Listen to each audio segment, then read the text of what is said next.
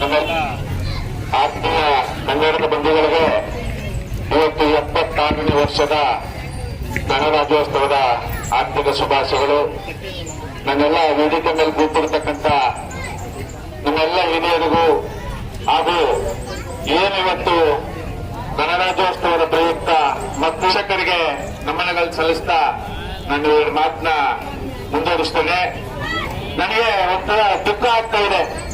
ಯಾಕಪ್ಪ ದುಃಖ ಆಗ್ತಾ ಇದೆ ಅಂದ್ರೆ, ಸುಮಾರು 100 ಜನ ವಿದ್ಯಾರ್ಥಿಗಳಿದ್ದಾರೆ.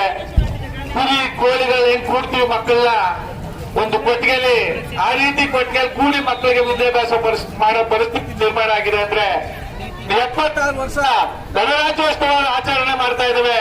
ಇಂತಹ ಸಂದರ್ಭದಲ್ಲಿ ಮಕ್ಕಳಿಗೆ ಈ ರೀತಿ ಪಾಠ ಮಾಡ್ತಾ ಇದೀವಲ್ಲ, ಇಂಥ ಒಂದು ಇಕ್ಕಟ್ಟಿನ ಪರಿಸ್ಥಿತಿಯಲ್ಲಿ ನಮ್ಮ ಮಕ್ಕಳು ವಿದ್ಯಾಭ್ಯಾಸ ಮಾಡ್ತಾ ಇದಾರಲ್ಲ, ಇದು ದುರಂತ ಅಲ್ವೇ? ಇದು ದುರಂತ ಅಲ್ವೇ ಹೇಳಿ? ವೇದಿಕೆಗಳ ಮೇಲೆ ಭಾಷಣ ಮಾಡುವಂತ ನಮ್ಮ ರಾಜಕಾರಣಿಗಳೇ, ಇವತ್ತು ನಮ್ಮನ್ನು ಆಳ್ತಿರ್ತಕ್ಕಂಥ ಪ್ರಜಾಪ್ರಭುತ್ವದ ವ್ಯವಸ್ಥೆಯಲ್ಲಿ ಇರ್ತಕ್ಕಂಥ ಮಾನ್ಯ ಮುಖ್ಯಮಂತ್ರಿಗಳೇ, ಗೃಹ ಮಂತ್ರಿಗಳೇ, ಉಪಮುಖ್ಯಮಂತ್ರಿಗಳೇ, ಸಂಪುಟದ ಎಲ್ಲ ಸದಸ್ಯರುಗಳೇ, ನಮಗೆ ನಾಚಿಕೆ ಆಗ್ತಾ ಇದೆ. ನಾವು ಭಾರತ ದೇಶದಲ್ಲಿ ಇಲ್ಲ, ಭಾರತಾಂಬೆ ಮಕ್ಕಳಲ್ಲ ನಾವು. ದುರಂತ ಮಕ್ಕಳು. ಇವತ್ತು 100 ಜನ ಮಕ್ಕಳು ಒಂದು ಚಿಕ್ಕ ಕೋಣೆಯಲ್ಲಿ ಪಾಠ ಕಲಿತಾ ಇದ್ದಾರೆ ಅಂದ್ರೆ, ಒಕ್ಬೋಲ್ಡ್ ಏನ್ ಮಾಡ್ತಾ ಇದೆ? ಒಕ್ಬೋಲ್ಡ್ ಅಂತ ಒಂದ್ ಕಡೆ, ದೇವಸ್ಥಾನಗಳು ಅಂತ ಒಂದ್ ಕಡೆ, ಚರ್ಚ್ಗಳು ಅಂತ ಒಂದ್ ಕಡೆ. ಈ 3 ಬಿಟ್ಟು ನಾವು ಮುಂದೆ ಪ್ರಜೆಗಳಾಗಿ ಬೆಳಿಬೇಕು, ಈ ಮಕ್ಕಳು ನಾಯಕರಾಗಬೇಕು ಅಂದ್ರೆ ನಾವಿವತ್ತು ಜಾತಿ ವ್ಯವಸ್ಥೆನ ಬಿಡಬೇಕು. ಈ ಜಾತಿ ವ್ಯವಸ್ಥೆ ನಮ್ಮನ್ನ ಬಲಿ ಪಡಿತಾ ಇದೆ. ನಮ್ಗೆ ನೋವು ತಡೆಯಕ್ ಆಗ್ತಾ ಇಲ್ಲ.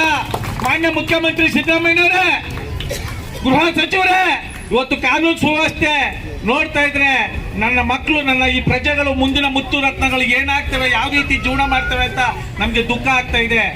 ನೀವು ಚುನಾವಣೆ ಸಂದರ್ಭದಲ್ಲಿ ಜಾತಿ ಬಣ್ಣ ಕಟ್ತೀರಿ, ಆಸೆ ಆಕಾಂಕ್ಷೆಗಳು ತೋರಿಸ್ತೀರಿ, ಅವ್ರು ಏನೇನು ಬಯಸ್ತಾರೆ, ಯಾವ ರೀತಿ ಮದ್ಯಪಾನ ಕೊಡಬೇಕು, ಯಾವ ರೀತಿ ಬಟ್ಟೆಗಳು ಕೊಡಬೇಕು, ಯಾವ ರೀತಿ ಕುಕ್ಕರು ನಿಕ್ಕರು ಮೂಗ್ಬೇಕು, ಸೀರೆ ಎಲ್ಲ ಕೊಡ್ತೀರಿ. ನಿಮ್ ಜನ್ಮದ ಬೆಂಕಿ ಹಾಕವ್ರೆ. ಇವತ್ತು ಮಕ್ಳು ಇಂಥ ಒಂದು ಕೋಣೆಯಲ್ಲಿ ಪಾಠ ಕಲಿತಾ ಇದಾರೆ ಅಂದ್ರೆ ನಮ್ಗೆ ನಾಚಿಕೆ ಆಗಲ್ವಾ? ನಾವು ಪ್ರಜಾಪ್ರಭುತ್ವದಲ್ಲಿ ಇದ್ದೀವ? ಏನಾಗ್ತಾ ಇದೆ? ವರ್ಷಕ್ಕೆ 3,10,000 ಕೋಟಿ ಏನ್ ಮಾಡ್ತಾ ಇದ್ರಿ? ನಮ್ಮ ಜನಗಳ ದುಡ್ಡು ನಾವು ಕಷ್ಟಪಟ್ಟು ಕಟ್ಟುವಂತ ತೆರಿಗೆ ಏನ್ ಮಾಡ್ತಾ ಇದ್ರಿ? ಚುನಾವಣೆ ಸಂದರ್ಭದಲ್ಲಿ ಒಬ್ಬ ಕಾರ್ಪೊರೇಟ್ರು 3-4 ಕೋಟಿ ಖರ್ಚು ಮಾಡ್ತಾನೆ ಅಂದ್ರೆ ಯಾರು ದುಡ್ಡದು? ಯಾರು ದುಡ್ಡು ಹೇಳಿ? ಇನ್ನು ಮುಂದಿನ ದಿನಗಳಲ್ಲಿ ಈ ಮುತ್ತು ರತ್ನಗಳು ಏನಿವತ್ತು ಅವರ ಆಸವನ್ನ ಪ್ರದರ್ಶನ ಮಾಡಿದ್ರು, ಈ ಮಕ್ಕಳಿಗೆ ನಿಜವಾಗ್ಲೂ ಜಾತಿ ಬೇಡವೇ ಬೇಡ, ಪಕ್ಷನೂ ಬೇಡ. ಹೃದಯವಂತಿಕೆ, ಈ ನಾಡಿನ ಸಂಸ್ಕೃತಿ, ನಾಡಿನ ಇತಿಹಾಸ ನಾವು ಆ ಮಕ್ಕಳು ಕಲಿಸ್ಬೇಕಾಗಿದೆ. ಇವತ್ತು ಎಲ್ಲಿ ನೋಡಿ, ಯಾವ ತರ ನೋಡಿ ಮಕ್ಕಳನ್ನ ನಾವು ದುರ್ಬಳಕೆ ಮಾಡ್ಕೊತಾ ಇದೀವಿ.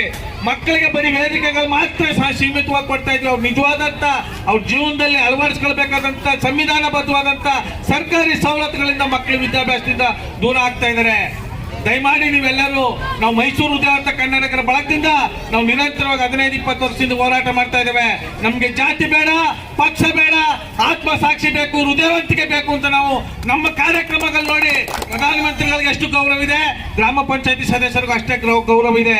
ರಾಜಕೀಯ ಪ್ರವೇಶ ಮಾಡಿರ್ತಕ್ಕಂಥ ಗ್ರಾಮ ಪಂಚಾಯತಿ ಸದಸ್ಯರಿಂದ ಹಿಡಿದು ಪ್ರಧಾನಮಂತ್ರಿಗಳ ತನಕ ನಮ್ಮ ಸೇವಕರು, ನಾವು ಅವ್ರನ್ನ ನಾಯಕರು ಅನ್ಕೊಂಡು ನಿಮ್ಮೆಲ್ಲರ ಪಾಡು ಬೀದಿ ಪಾಡಾಗಿದೆ, ನಮ್ಮ ಪಾಡು ನಾಯಿ ಪಾಡಾಗಿದೆ.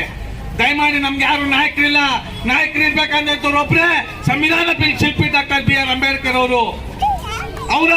ಅವರ ಕನಸನ್ನ ನುಚ್ಚು ನೂರು ಮಾಡುವಂತ ನಾಯಕರು ಇವತ್ತು ನಮ್ಗೆ ಆಳ್ತಾ ಇದ್ದಾರೆ. ಯೋಚನೆ ಮಾಡಿ ಆತ್ಮೀಯ ಕನ್ನಡದ ಬಂಧುಗಳೇ, ನಾವೆಲ್ಲ ಕನ್ನಡ ಮಕ್ಕಳಾಗಿ ನಾವೆಲ್ಲ ಪ್ರಾಮಾಣಿಕ ವ್ಯಕ್ತಿಗಳನ್ನ, ಜನಸಾಮಾನ್ಯನ ಆಯ್ಕೆ ಮಾಡ್ಕೋಬೇಕು. ಇವತ್ತು ಇರ್ತಕ್ಕಂಥ 224 ಜನ MLAಗಳನ್ನ ತಿರಸ್ಕಾರ ಮಾಡಿ ಹೊಸ ಮುಖಗಳನ್ನ ನಾವು ಆಯ್ಕೆ ಮಾಡ್ಕೋಬೇಕಾಗಿದೆ. ಮುಂದಿನ ದಿನಗಳಲ್ಲಿ ಯಾವೊಬ್ಬ ಶಾಸಕ, ಯಾವೊಬ್ಬ ನಗರ ಪಾಲಿಕೆ ಸದಸ್ಯನಾಗಿ ಶಕ್ತಿ ಮೀರಿ ಕೆಲಸ ಮಾಡ್ತಾ ಇಲ್ಲ, ಅನ್ಯಾಯದ ವಿರುದ್ಧ ಹೋರಾಟ ಮಾಡ್ತಾ ಇಲ್ಲ, ನೆಲ ಜಲ ಭಾಷೆಗಾಗಿ, ಈ ನಾಡಿನ ಉಳಿವಿಗಾಗಿ, ಕೆರೆ ಕಟ್ಟೆಗಳ ಬಗ್ಗೆ ಯಾರು ಚಿಂತನೆ ಮಾಡ್ತಾ ಇಲ್ಲ. ಅವರು ಖರ್ಚು ಮಾಡ್ತಿರತಕ್ಕಂಥ ಹಣವನ್ನ 100 ಪಟ್ಟು ದುಪ್ಪಟ್ಟು ಮಾಡ್ಕೊಳ್ಳೋ ದಿಕ್ಕಲ್ಲಿ ನಮ್ಮನ್ನ ಹಾಳು ಮಾಡ್ತಾ ಇದ್ದಾರೆ. ಇನ್ನು ಮುಂದಿನ ದಿನಗಳಲ್ಲಿ ನಿಮ್ಮೆಲ್ಲರ ಪ್ರೀತಿ ವಿಶ್ವಾಸ ನಮ್ಗಿದ್ರೆ ನಾವು ನೆಲ ಜಲ ಭಾಷೆಗಾಗಿ, ಈ ಪುಟ್ಟ ಮಕ್ಕಳ ಭವಿಷ್ಯಕ್ಕಾಗಿ ನಿಮ್ ಜೊತೆ ಇರ್ತೇವೆ ಅಂತ ನನ್ನ ಮಾತ್ರ ಸಮರ್ಪಿಸ್ತಾ ಇದ್ದೀನಿ. ಜೈ ಕನ್ನಡಾಂಬೆ, ಜೈ ಕನ್ನಡ ನಾಡು. ನಮಸ್ಕಾರ, ಧನ್ಯವಾದಗಳು. ಅವರ ಒಂದು ವಿದ್ಯಾರ್ಥಿಗಳಿಗೆ, ಮಕ್ಕಳಿಗಾಗಿರ್ಬೋದು, ಒಂದು ಸರ್ಕಾರ ಸವಲತ್ತಿಲ್ಲ, ಸಂವಿಧಾನ ರಚನೆಯಾಗಿ 76 ಆದರೂ ಪರವಾಗಿಲ್ಲ, ವಿದ್ಯಾರ್ಥಿಗಳಿಗೆ ಯಾವುದೇ ರೀತಿಯಲ್ಲಿ ಒಗ್ಗಡಾಗಿರ್ಬೋದು, ಸರ್ಕಾರ ಆಗಿರ್ಬೋದು, ನಾನಾ ರೀತಿಯಲ್ಲಿ ತೊಂದರೆಯಲ್ಲಿ ಅನುಭವಿಸ್ತಿದ್ದಾರೆ ಅಂತ ಹೇಳಿ ನನ್ನ ಮಕ್ಕಳಿಗೆ ನಮ್ಮನ್ನೆಲ್ಲ ಕುರಿತು ಒಂದು ನುಡಿ ಹೇಳಿದಂತ ಪರಮೇಶ್ವರ್ ಸರ್ ಅವರಿಗೆ ಧನ್ಯವಾದಗಳು. ಹಾಗೆಯೇ ಈ ಒಂದು ವೇದಿಕೆಯಲ್ಲಿ ಬಂದಿರುವಂತ ಗಣ್ಯ ವ್ಯಕ್ತಿಗಳಿಗೆ ಒಂದು ಸನ್ಮಾನವನ್ನು ಇಟ್ಕೊಂಡಿದ್ದಾರೆ, ಆ ಸನ್ಮಾನವನ್ನು ಏರ್ಪಡಿಸುತ್ತಿದ್ದೇವೆ.